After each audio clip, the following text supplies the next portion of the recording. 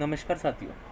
आज हम बात करेंगे कि अगर आप कोई भी किसी भी तरीके का लोन लेते हैं, सिक्योर अनसिक्योर क्रेडिट कार्ड, कोई भी किसी भी तरीके का लोन लेते हैं, अगर आप उसकी ईएमआई नहीं भर पा रहे हैं तो क्या बैंक और एनबीएफसी कंपनी के पास ये पावर है कि वो आपके अकाउंट को और आपके फैमिली के अकाउंट तक को सील कर सके, होल्ड कर सके।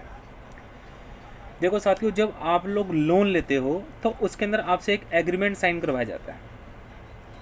एग्रीमेंट के अंदर एक क्लोज लिखा होता है जो कि कोई पढ़ता नहीं है, क्योंकि बहुत छोटे छोटे अक्षरों में लिखा होता है, कोई भी नहीं पढ़ता। कोई 100 में से कोई एक विरला होगा, कोई पढ़ ले तो पढ़ ले, नहीं तो कोई भी नहीं पढ़ता। उसमें क्लोज होता है कि अगर आपने हमारी ईएमआई टाइमली पे नहीं करी या हमारे कार्ड जो हम आपको क्रेडिट कार्ड इशू कर रहे हैं उसकी पेमेंट टाइमली ना करी तो एक आर्बिट्रेटर नियुक्त किया जाता है बैंक और एनबीएफसी की तरफ से। आर्बिट्रेटर का मतलब ये होता है कि एक मध्यस्थ, एक विचोला। वो आर्बिट्रेटर कौन होते हैं? वो होते हैं जैसे कोई रिटायर जज हो गए, या कोई रिटायर गजटेड ऑफिसर हो गए, या फिर कोई सीनियर एडवोकेट हो गए। इन लोगों को नियुक्त किया जाता है। और वो क्या करते हैं कि जब आपको नोटिस भेजते हैं तो उसमें रिटायर छोटा कर देते हैं और जज बड़ा कर देते हैं। एक आम आदमी डर जाता है कि भाई ये जज लिखा हुआ है तो क्या बात है, आम आदमी तो डरता ही है। तो इसमें डरने घबराने की जरूरत नहीं है। वो दोनों पार्टियों की बात सुनते हैं, दोनों पार्टियों, और जो वो फैसला देते हैं वो दोनों को मानना होता है। लेकिन ऐसा नहीं है कि भैया वो आपके बैंक अकाउंट सील कर देंगे, बैंक अकाउंट को सील करवा देंगे। वो सिर्फ बैंक अकाउंट को सील तब कर सकते हैं कि जैसे मान लो कोई वो एक बैंक के आर्बिट्रेटर हैं तो वो अपने ही बैंक को आदेश दे सकते हैं सिर्फ कि भाई इसका बैंक अकाउंट को सील कर दो, होल्ड कर दो। और आपके किसी भी फैमिली मेम्बर का अकाउंट सील होल्ड नहीं हो सकता तब तक जब तक वो ग्रंटर ना हो बीच में, और सिर्फ वो अपने बैंक को ही आदेश दे सकते हैं।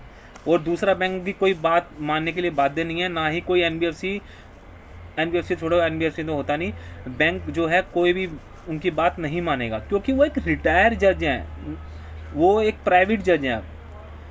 क्योंकि उनके आगे भी रिटायर लग चुका है, क्योंकि जब वो रिटायर नहीं थे तब उनके पास असीम पावर थी जब वो कोर्ट के जज थे। अब तो वो रिटायर जज हैं, ठीक है ना।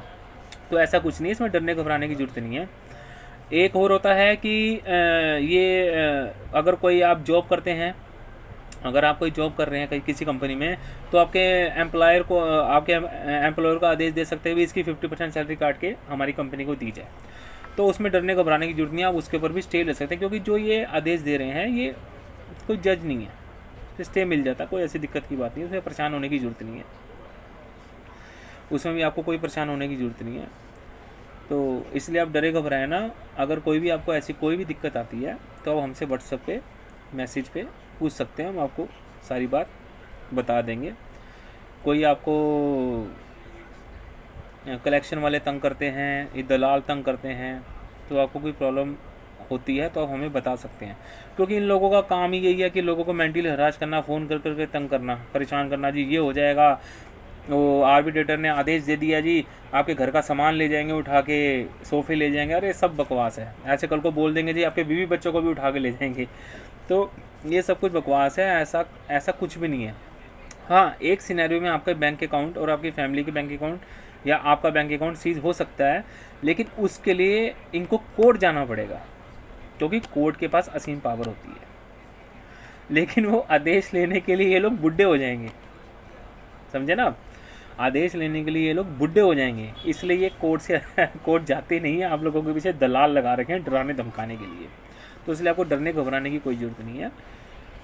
हम आपको पहले भी कहते हैं, अगर आपके पास पैसे हैं तो इनके पैसे दे दो, क्योंकि देखो उसके बाद ये आपकी जो है फाइनेंशियल दत्त कर देंगे। फिर आपको कोई भी फ्यूचर में कंपनी जो है, कोई भी बैंक और एनबीएफसी आपको अनसिक्योर लोन नहीं देगी। बाकी अगर आपके पास पैसे नहीं है तो फिर तो साक्षात भगवान भी आके खड़े हो जाए तो वो भी आपका कुछ नहीं कर सकते। जब पैसे ही नहीं है तो इसलिए डरने घबराने की जरूरत नहीं है। कोई भी आपको दिक्कत होती है तो हमसे व्हाट्सएप पे बात कर सकते हैं। धन्यवाद।